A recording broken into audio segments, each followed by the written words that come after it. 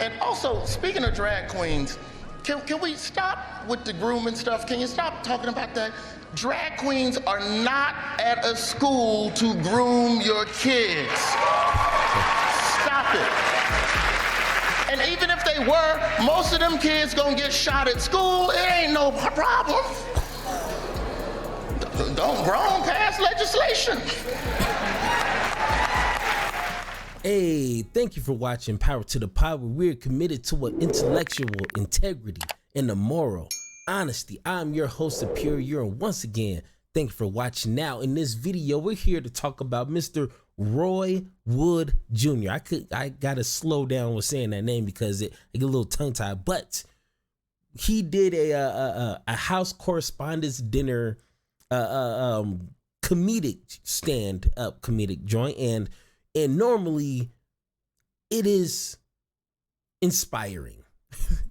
But watching his performance, and it's a 25-minute video, I would say it had to be the most cringiest thing to watch. And not because Roy Wood is a bad comedian or he just didn't talk about anything that made sense. He did it too much. He did it to the point to where it's like, how can anybody, especially on that stage with him, how can anybody feel comfortable with the things that he's saying that is undeniably true? Like you can't sugarcoat that. You can't like spin that. I don't care how long you've been in politics, you can't spin what he dishing out there. So it almost kind of got a little embarrassing to watch. Like, I wouldn't feel comfortable. And you see Joe Biden just laughing, Kamala Harris just laughing. Like, no, he's talking about you. Like, some bad things. Not like Joe Biden is old and nobody can pronounce Kamala correctly. Like, no, he's talking about some real issues that nobody is, including Joe Biden administration, is not handling. It's not funny. I mean, it was funny, but like in the back of your head, you're like, this is kind of sad. This is really the state of America, and all we can do is laugh and then cry later. But I'm not gonna watch the whole entire thing because I want you guys to watch it. I have two main moments that made me like, you're laughing, Joe. You shouldn't be laughing, Joe. Let's go ahead and watch those moments and let's have that conversation. And also, speaking of drag queens, can we stop with the grooming stuff? Can you stop talking about that? Drag queens are not at a school to groom your kids. Stop it. And even if they were, most of them kids gonna get shot at school. It ain't no problem. Don't grown pass legislation. Like they boobs gonna bother me. I'm like Mitch McConnell. I ain't got no soul. Okay, so oh man, you can't tell me if you were sitting on that top stage and you booed him the first time saying that, and then he came back with, hey, don't boo me, pass legislation.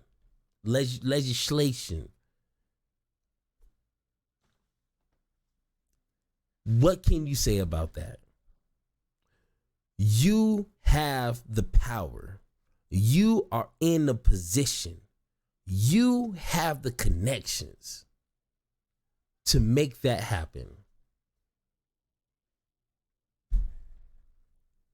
What are you doing? That's one of the mind-boggling things. One of the most confusing things to try to understand is every time one of these shootings happens, everybody wants to freak out. You got the people on the left saying, hey, no more dead kids and we need to do something. Then you got people on the right like, hey, here's our prayers and condolences and leave our guns alone. Like, then you just hear all this craziness and then nothing happens. And then it's rinse and repeat. If the people in position of power were actually disgusted like they were with that they just showed in this clip, if they were actually that appalled by that statement, they should be equally or even more upset, angry at the actual actions, and then try to actually enact some sort of change. Anything, give us something, but they can't even do something simple because they don't care until it happens to them. They don't care. So once again, after seeing that, it's like, what can you really do except for just laugh and pretend that he didn't make a joke? But for the people that booed, hey, you now you look like an idiot. All right, so let's go ahead and get into the next clip here. That boy is just running around just passing every controversial law he can think of, thinking that's going to activate voters. That's not how you activate voters in this country, Ron. Everybody know how you do politics. This is America. We don't pass laws. You make a promise to voters, and then you don't do it. That's what the great leaders in this room understand. You know how to make things not happen. The only thing Ron DeSantis has done that I got to give him credit for, this boy that got people riled up over stuff they can't understand. They don't know what critical race theory is. Got these people riled up about something that they can't even define, like crypto or NFTs. Ask any Republican that's anti-CRT. Ask any Republican trying to explain CRT. They sound like a Democrat trying to explain the charges against Trump. All right. Oh man, so let's go ahead. Let's go ahead and get right back here. All right.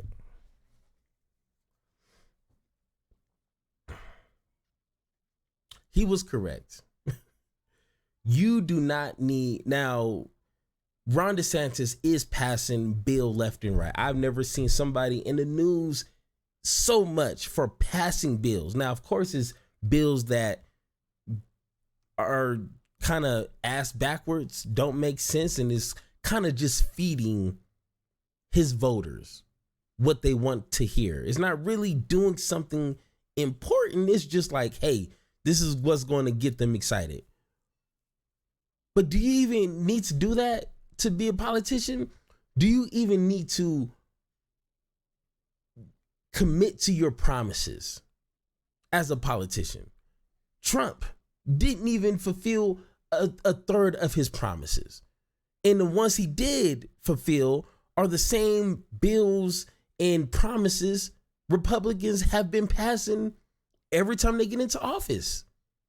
He didn't do anything groundbreaking that only Trump has ever succeeded in doing in the Republican Party. So it's like being a politician here in America is a joke.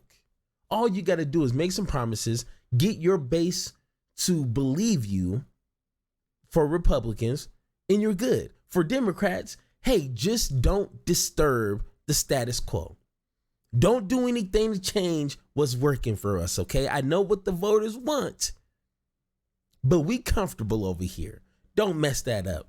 And that's why Bernie Sanders will never be president, because he's going to mess all that up.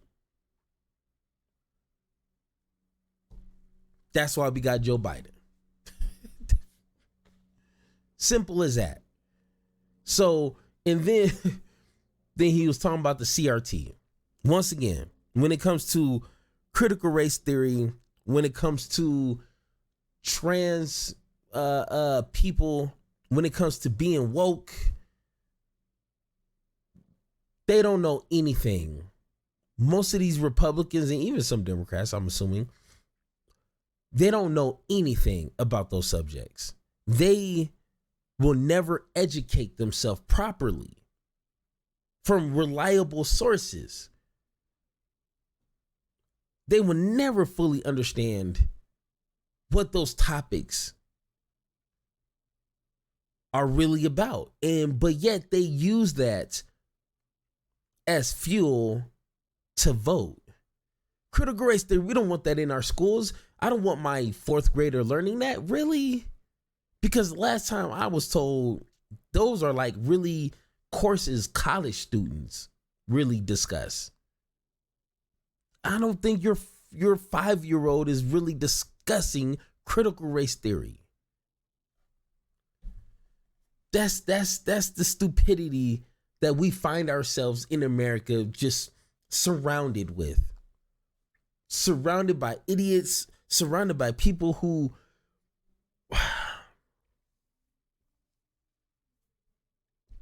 don't want change, essentially. But once again, am I wrong? Am I wrong about anything about this? Which I'm pretty sure I'm not. Like you got to be really nitpicking to say that I'm wrong about anything. But if I am, you know what to do. Let me know in the comments and let's have that conversation. Thank you for listening, and don't forget to join the conversation by subscribing. Make sure to tune in next time, and like always, power to you, power to me, power to the people, power to the pod.